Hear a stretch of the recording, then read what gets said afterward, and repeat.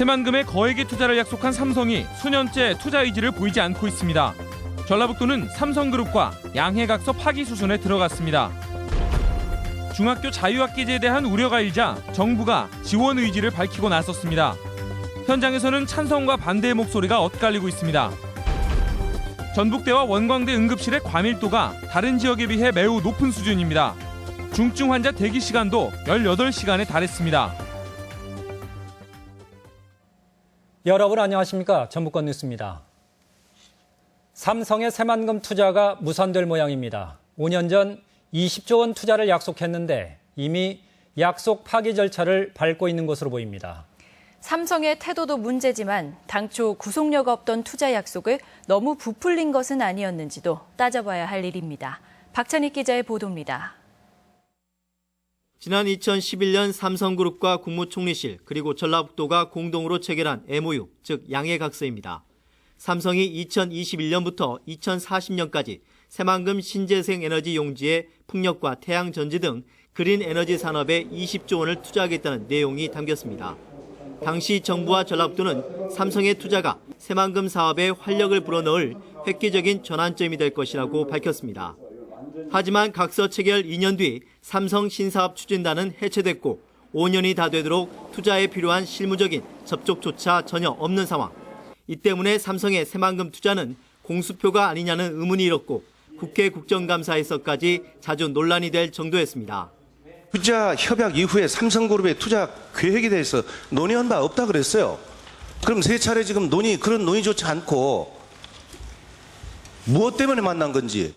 그간 민선 5기에서 6기로 바뀐 전라북도는 삼성 투자에 아무런 입장을 내놓지 못했습니다. 몇 차례 접근들을 했는데 약간 막연하다라는 느낌을 좀 갖고 있기 때문에 이런 가운데 최근 들어 전라북도는 삼성 측의 입장 확인에 나섰습니다. 양해각서대로 투자의 의지가 있는지 확인에 나선 것인데 삼성의 별다른 입장 변화가 없는 상황이어서 전라북도로서는 사실상 각서 파기를 위한 절차에 들어간 것으로 해석됩니다. 적극적인 답을 사실은 어떤 답변도 듣지는 못했습니다. 그래서 저희 입장이 조금 답답한 면이 좀 있기 때문에 조금 무리하지만 그런 좀 답변을 좀 빨리 20조 원 투자, 5만 명 고용 창출, 장밋빛 희망에 부풀었던 도민들의 기대가 결국 물거품으로 끝날 수 있다는 우려가 높아지고 있습니다. MBC 뉴스 박찬익입니다.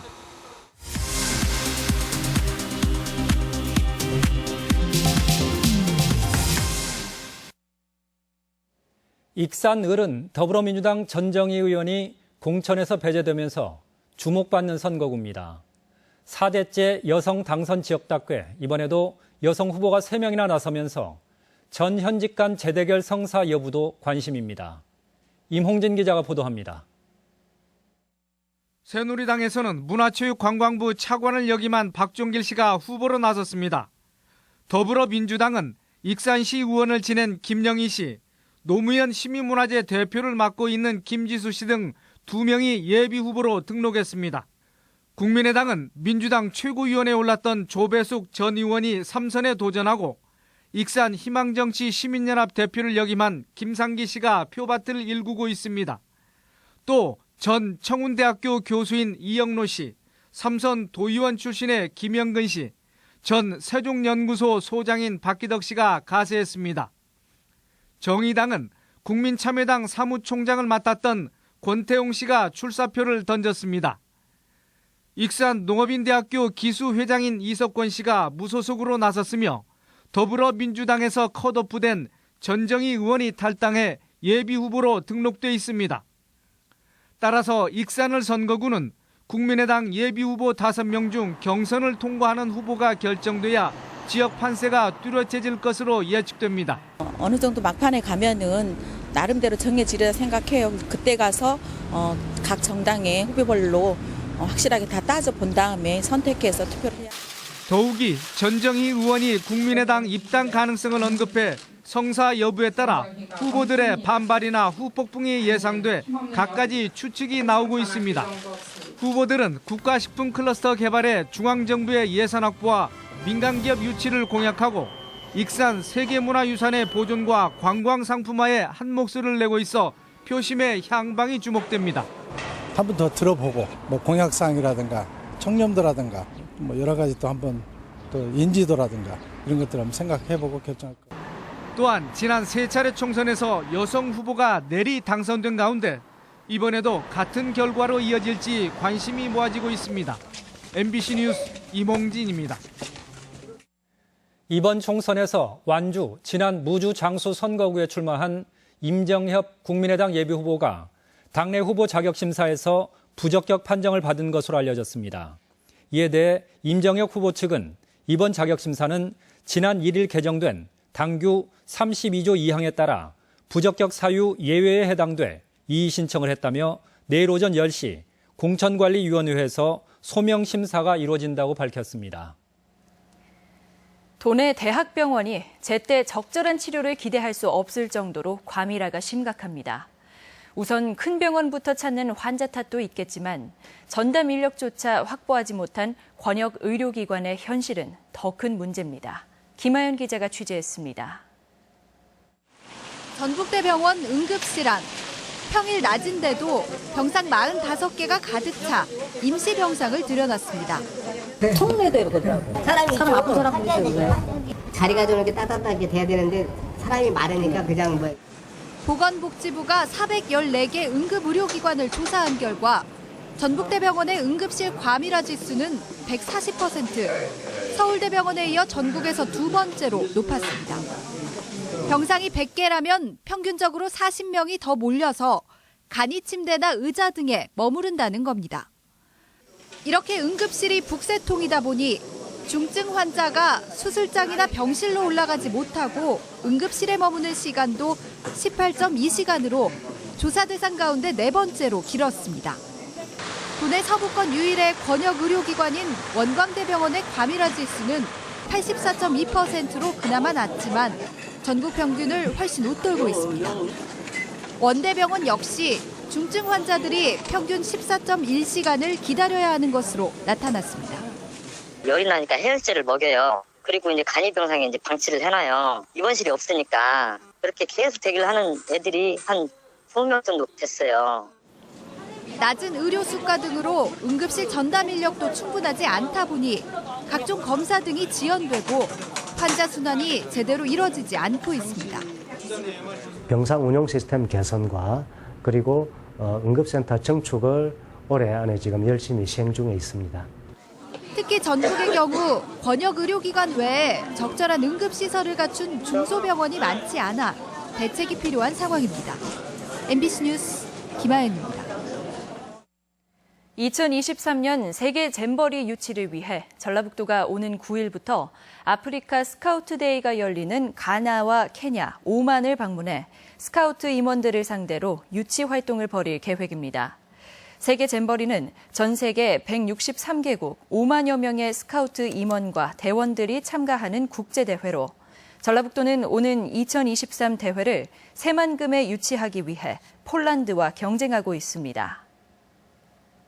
전주시가 전북현대 홈경기 관람객을 위해 전북대에서 월드컵 경기장 구간 시내버스 1994번을 올해부터 송천동 아중리 방면과 평화동 서신동 방면을 추가해 3개 노선으로 운영합니다. 전북현대 축구단의 창단 연도를 뜻하는 1994번 노선은 오는 12일 FC 서울과의 홈경기 개막전을 시작으로 주말 홈경기가 열리는 날에만 운행됩니다. 올해부터 도내 모든 중학교에서도 자유학기제가 전면 시행됩니다.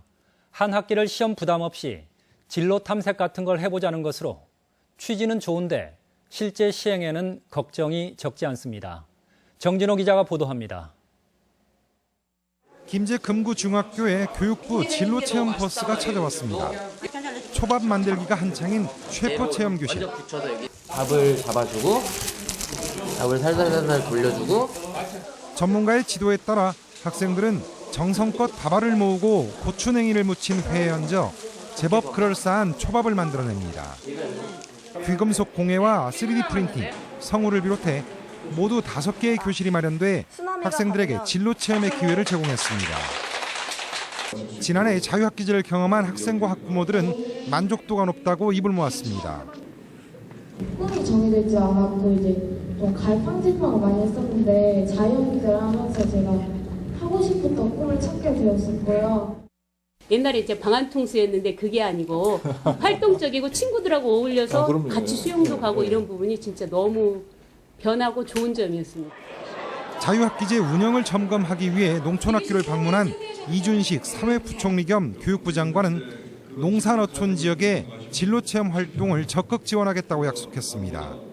진로체험 학습 버스를 운영해서 직접 학교를 찾아가는 대학교에 가서 보면서 거기서 여러 가지 체험 학습할 수 있게.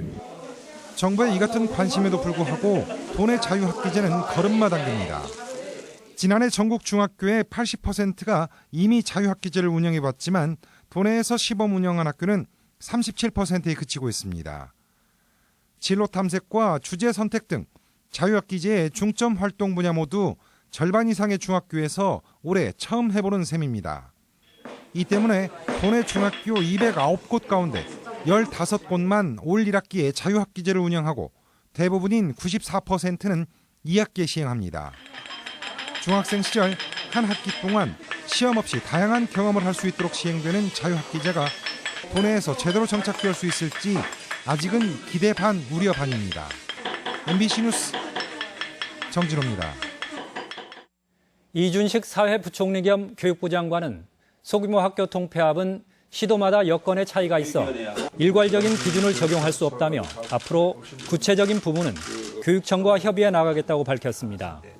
교육재정 확대를 위한 전북운동본부는 금구중학교 앞에서 농산어촌 특별법 제정과 전교조 법외 노조화 반대, 누리과정 예산에 정부 책임을 요구하는 집회를 가졌습니다. 20대 총선을 40여일 앞두고 도내에서도 유권자 운동이 시작됐습니다. 전주문화방송은 내일 아침 7시 55분부터 방송되는 시사토론에서 최근 출범한 전북 총선 시민 네트워크를 비롯해 주민들의 선거 참여 방법과 보완할 점 등 유권자 운동을 집중 조명합니다. 여러분의 많은 시청 바랍니다. 계속해서 오늘의 간추린 소식입니다. 군산해양경비서는 대북제재 결의안과 관련해 북한 기항 선박의 검문 검색을 강화했습니다. 북한을 기항해 군산항으로 들어오는 선박은 하루 평균 3척에서 5척으로 철강이나 목재를 주로 운반합니다. 한 해 120만 명이 찾는 모악산에 인공폭포가 설치됩니다. 완주군은 오는 8월까지 4억 원을 들여 모악산 등산로 입구에 높이 5m, 폭 22m의 인공폭포를 만들어 볼거리를 제공할 예정입니다. 전주시가 청사 앞 노송광장에 어린이 놀이기구를 설치할 계획입니다. 어린이 놀이터는 노송광장 잔디식재 지역 5,300제곱미터 가운데 17%가량인 900제곱미터에 들어섭니다. 농협전북본부는 농업 종합자금 지원을 지난해보다 200억 원 증가한 2,100억 원으로 늘리기로 했습니다. 농업 종합자금 금리는 최저 1.26%로 지원됩니다. 전라북도는 김제와 완주 등 도내 8개 시군의 귀농인을 대상으로 농지 8헥타르를 매입할 수 있도록 자금을 지원합니다. 전북권 뉴스였습니다.